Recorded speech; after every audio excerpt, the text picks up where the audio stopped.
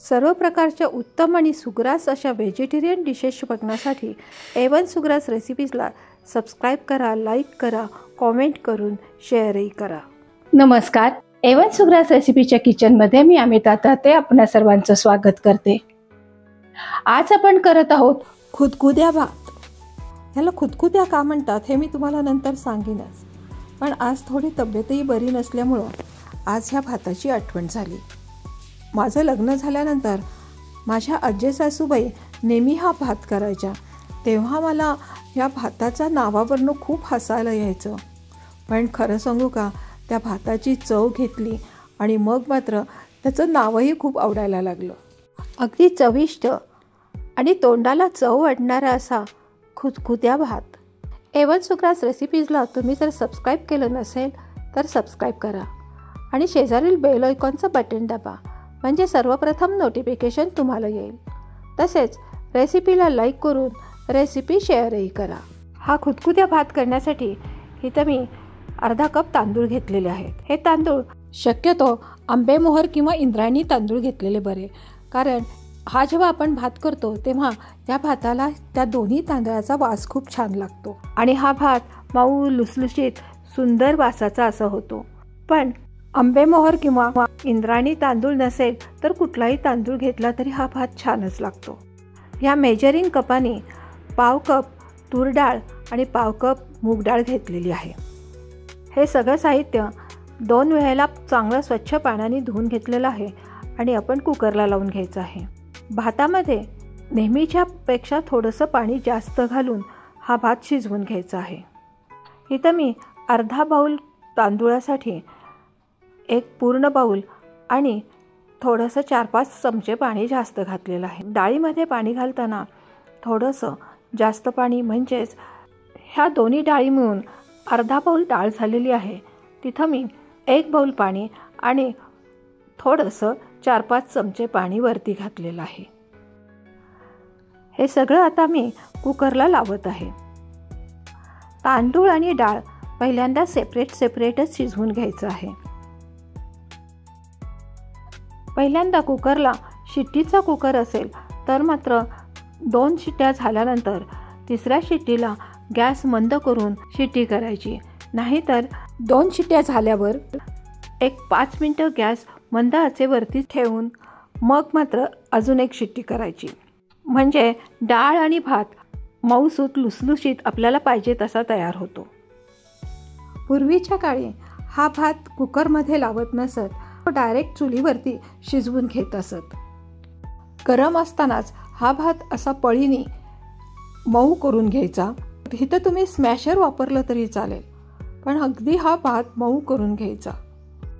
तसंच डाळही अगदी मऊ करून घ्यायची. इथं तुम्ही संपूर्ण अर्धा बाऊल मूग डाळ वापरली तर उत्तमच, परंतु बऱ्याच वेळेला काय होतं, बऱ्याच जणांना नुसती मूग डाळ आवडत नाही. तुरीची डाळ घातली की चव अगदी उत्तम येते. इथं तुम्ही जाडबुडाचं एखादं पातेलं घेऊन किंवा कढई घेऊन त्यामध्ये खालती थोडंसं पाणी घालायचं, त्यावरती हा आपण मऊ केलेला भात घालायचा. मी इथं डाळ आणि भात अगदी मऊसूत शिजवून घेतलेला आहे. 3री शिट्टी न करता मंद आचेवरती 5 ते 10 मिनटात गॅसवरती कुकर तसाच ठेवला. त्यामुळं हा भात आणि डाळ अगदी मऊसूत शिजलेला आहे. हे डाळ आणि भात एकत्र झाल्यानंतर त्यामध्ये 1 अर्धा कप पाणी घातलेलं आहे आणि ते एकजीव करून घेत आहे.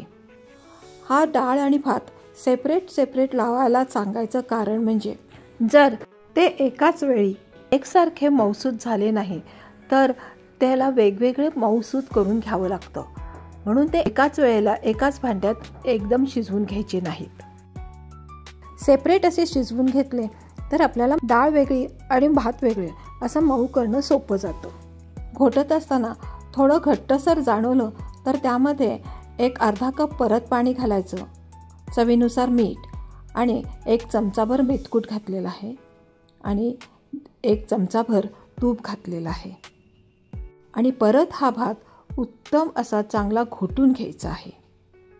डाळ आणि भात व्यवस्थित मऊसूत नाही झाला तर ह्या भाताला जी चव यायला पाहिजे ती येत नाही. मी बऱ्याच वेळेला डाळ आणि भात एकत्र लावूनही बघितलेलं आहे, परंतु मी जी आत्ता पद्धत तुम्हाला दाखवत आहे त्या पद्धतीने केलेला भात अतिशय उत्तम चवीचा होतो.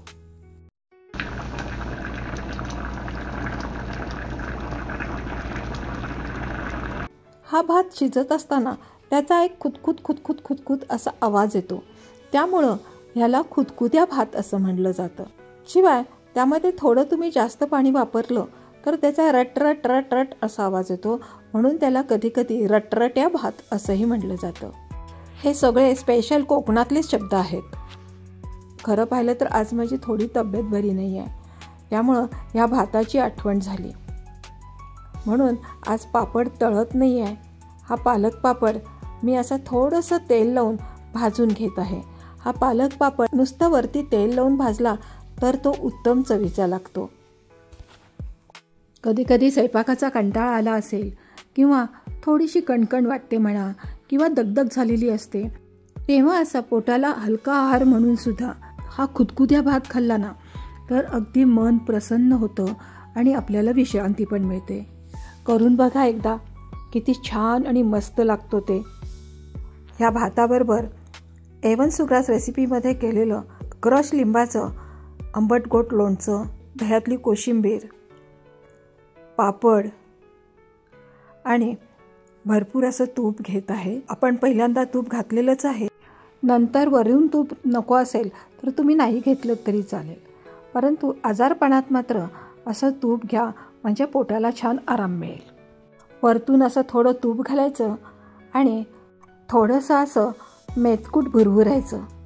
हा हा हा हा असा एवन सुग्रास रेसिपीचा मस्त म्हणजे मस्तच गरमागरम खुदखुद्या भात. पुन्हा भेटूयात अशी छानशी रेसिपी घेऊन. तोपर्यंत अमिता तातेचा बाय.